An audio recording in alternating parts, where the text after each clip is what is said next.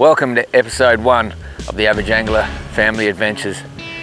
In this episode, we're at Ningaloo Station. And every year, the Bowman family's been hosting the Ningaloo Game Fishing Campout. This is the 7th year running. We get turnout of about 90 to 100 people. It is pretty much the G spot of small boat game fishing. What we have here is the closest anywhere in Australia to the continental shelf. So that makes it easy for small vessels, even kayaks, to get out amongst billfish. So every year we've been hosting this competition and it's just been getting bigger and bigger, raising more money for charity, and it's something that the Bowman family is really proud of.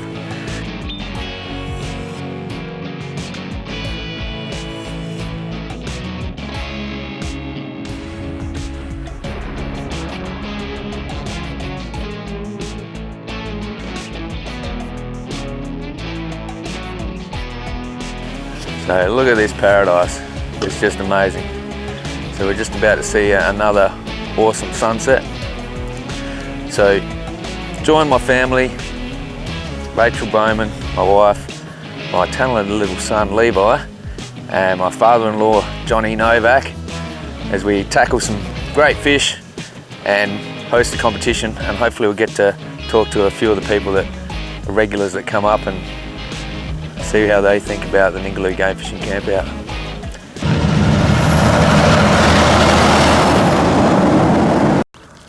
Well, we're about halfway through our drive to Ningaloo, 1,700 kilometres.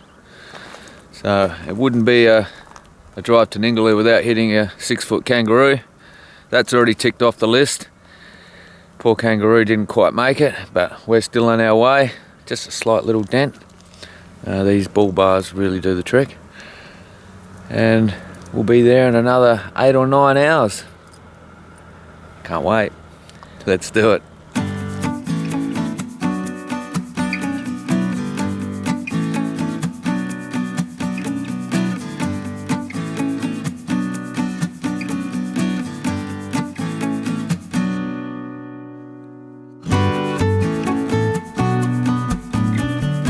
Pearl perch, my first ever, and on a jig too. Stoked. So a nice little wahoo dinner tonight, feed the family. One of the bonus catches when you're going for marlin. No marlin today, but this is going to have to do.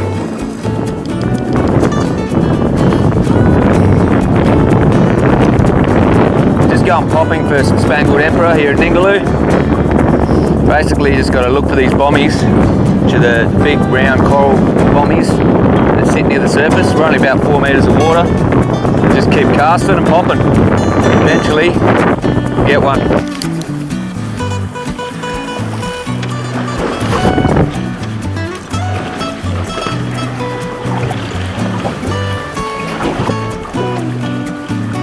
Some good bommies around this location, so we're in with a chance. Well, persistence has paid off. Got one of these big spanglies on a popper after the last one just took my stick bait straight under the reef. But yeah, these are awesome fish to catch in the shallow waters at Ningaloo. It's only 3 metres deep here, and these things go like you wouldn't believe. So just stoked to see it smash my popper, and yeah, it's good to have a nice fish in the esky. Bring on Ningaloo. The Ningaloo Game Fishing Campout is a sports fishing competition. So the categories are best kayak catch, biggest wahoo or mackerel, biggest marlin, biggest sailfish, most tagged billfish, best shore catch, and junior catch. And also, because a lot of people are doing a lot of deep dropping these days, because there's a lot of ruby spots and you're getting some big fish out there, we've got best deep drop catch. So it's a 4-day camping event for charity, the Owen Francis Foundation, where sports fishing and everyone just self-sufficient camping in the middle of nowhere. It's where the desert meets the ocean. Paradise in the desert. I loved it. There's a good one out there.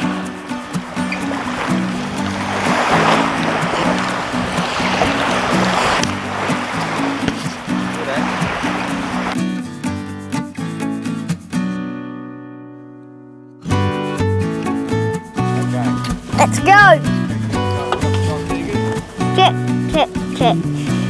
Stella? Check. Ready? Check. Salt rod? Check.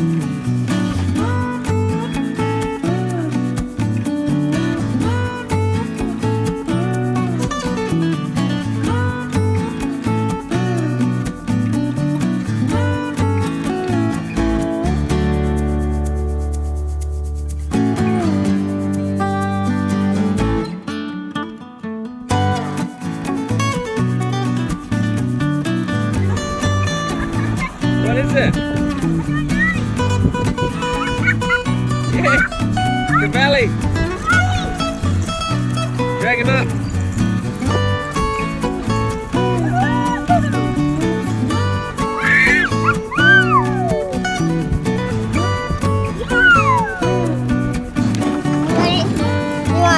Okay, open the butt. Awesome! Open bail arm, mate.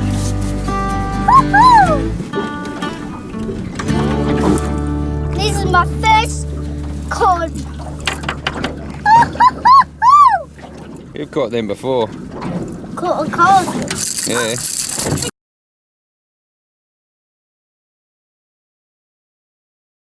Well, it's the final day of the comp. It's been from one extreme to the next. The first day was absolute glass and perfection, and then we've just had 2 days of one day of terrible wind and then copious amounts of rain. A lot of people have been washed out, and it's starting to come good for the final day, but the fish have been on fire and there's been a lot of marlin caught. I want to talk to Jaden Spencer, one of the guys that have been coming here a long time. Initially a kayaker, and now he's a boat fisherman. Tell me, Jaden, what do you think of the Ningaloo Game Fishing Campout? I've heard about this place in previous years, and the campout itself, the way it's run, is what got me up here. Helped me get a few mates motivated just with the prizes and the way it's all set up, and it is a comp that most people want to fish. It's easy going, it's laid back, it's not strict rules, and it's just like the people around here, everyone help each other out, and it's just a great place to be. Wouldn't want to be anywhere else. Well, there you go. Me neither. Maybe you could tell us about the best experience that you've had here at one of the comps. My best experience, it was before the comp, unfortunately, but actually getting out and doing some deep drop fishing. I got my first grey band cod, which was 26 kilos. And for me, that was the highlight of my trip. That was something I've been wanting to tick off for a long time. So actually having the opportunity to do it literally 8 k's offshore, it's quite manageable in almost any size boat. There's so many things you can do here in a 2-hour period, which you can't do anywhere else. It's a great place. Yeah, that's great. Maybe you could tell us about your worst experience at the campout. Well, as Damien said before, I was a kayaker in a previous life, and our first trip up here, first morning out, we actually got into camp pretty late the night before and didn't really get to catch up with anyone. We decided to go out through the South Passage, which apparently not a lot of people use for obvious reasons. And as we're heading out, it's nice and calm, and then we got into the passage, and then at a point where you can't really turn around, and a set of waves come through, and we all just said we have to go for it. We hit the first wave, and it pretty much wet me from my chest. It just got me everywhere, basically. It ripped the front hatch of my kayak open and filled it with water. So I had to stick my sail up, and then just got through the next one that was just as bad. Lost a bit of gear. And then Damien, the other Damien, he was with me, he managed to get through as well. And then we had a third person. We looked behind after we finally got through and couldn't see him anywhere. He'd been flipped, and then probably about 20 minutes later, we seen his kayak pop back up. The sail was snapped in half, the outrigger was hanging off the side, and then he got dunked again and again and again. And I think he was in the water for about an hour and a half before he was able to be rescued by a boat on the inside. And a very scary moment, but from what I understand, there was a defib down at the beach in about 10 minutes time, and there was boats came in from everywhere to help. This competition brings a lot of people to the same spot at the same time, I find, and everyone is more than willing to help each other out. So it was very lucky that we had all these other boats around to assist us on that day, and we're very, very grateful. But that is, yeah, I don't want to experience anything like that ever again. That was horrifying. Whoa. Yeah, I wish I was there to help, but I was probably out fishing at the time, unfortunately. But no, we've got a lot of great people here that everyone seems to help each other out, and in that occasion, everyone was home safely. Yep. You been caught some billfish here too? I haven't. We got one on your boat that first year. Damien got that. And then I actually tried the other day for the first time. I've actually given it a proper go, and I set my lines out, and then before I could even get the teaser in the water, we hooked up just after we finished our bottom fishing, and it got off in the end, and then we had another one hit a deep diver that was going for a mackerel, and they're just everywhere. It's if you're trying to target them, it's the place to be. It's easy. Yeah, it's almost too easy. You don't have to be an expert to get a marlin around here. No. Oh well, thanks for your time. No worries. Get out there and catch some fish, mate. Good luck today. We're going to defend my shore title. Yeah, awesome.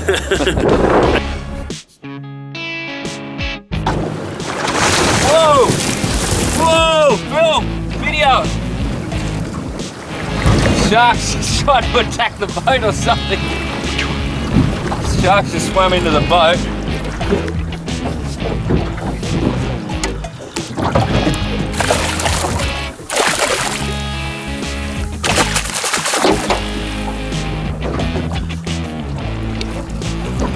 Here we go.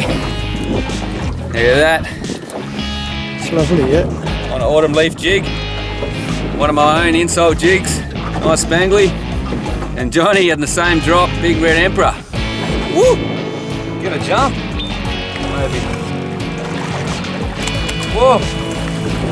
Looks like a shark. It's a shark. Hopefully cobia. I think it was a shark. That's not good. Yes, it's a cobia. It's a nice fish. Yeah, awesome fish. Good eating. Can you see it? Yeah.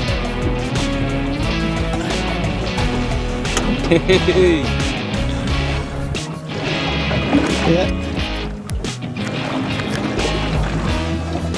Beautiful. Yeah, beautiful. Just jigging real fast mid-water, and cobia takes my jig. Got to be happy with that. One of my favourite eating fish.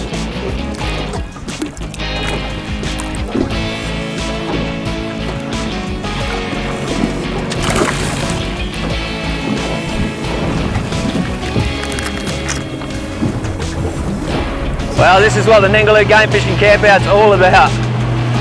Me and Johnny Novak, father-in-law, just had an awesome day on the water. Cleaned up with jigs, including Johnny's big red emperor. And then on the way back, we get smashed by 4 sails on every lure. And I end up getting a nice sail to the boat and reviving it. It's just one of these days that everything goes your way. Well, in saying that, we did lose a couple of good fish earlier, including a cobia on a jig, but these things happen. But yeah, the water is like glass. We're just trolling in, have a nice ice cold beverage to celebrate an awesome day. It's officially the final day of the Ningaloo Game Fishing Campout for 2019, and today was a cracker of a day. As you can see, the beautiful sunset in the background. It was a classic day where it just glassed off, which God seems to do on the last day of the Ningaloo Game Fishing Campout every year. That's why we keep pushing the presentation back, and now we have it at sunset. So in about 15 minutes, we're going to have a huge group of people around the fire, and I'm going to announce the winners. So it was an awesome turnout and a great event, and it's a great honour to be amongst such great people, and I just love being here every year. Firstly, I want to thank everyone for coming. It's been an awesome event as usual. I love the people that keep coming back, and all the new people. It's great that everyone gets along. It's an awesome event that we come to a great spot. We respect the area, and everyone gets along really well and helps each other out. It's amazing. Cheers, Damo. Yeah. Whoa! Right. Also want to just speak about the charity, the Owen Francis Foundation, where all the funds go to, and I want to say that this event has already saved a dozen kids' lives, so it's amazing. We've transported kids from remote villages that can't get treatment, that were practically going to either die or be crippled, and sent them to Bali to get treatment, and there was no other way that that could have happened without this event, so it's amazing. Well done, mate.